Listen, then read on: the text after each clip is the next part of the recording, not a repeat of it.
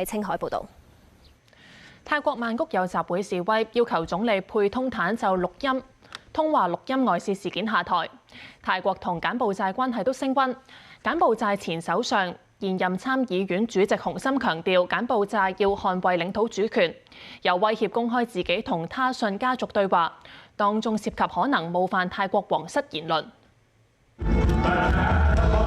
泰國首都曼谷勝利紀念碑有幾千人聚集抗議，佢哋高舉泰國國旗，要求總理佩通坦就同柬埔寨參議院主席洪森通話錄音外泄事件下台。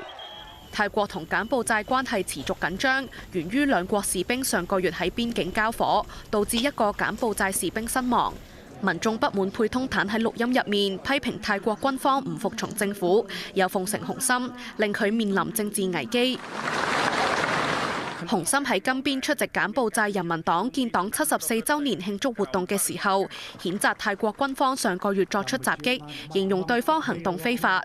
佢表示柬埔寨試圖喺解決邊境問題上面釋出善意，但境內發生嘅衝突嚴重侵犯國家主權同埋破壞領土完整，強調要捍衛國家領土，防止外國入侵。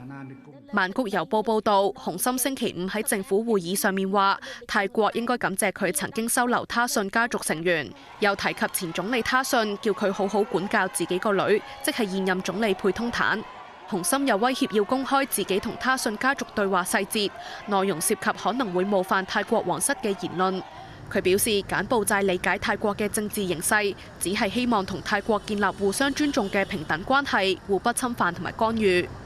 無線電視記者梁竹慧報導。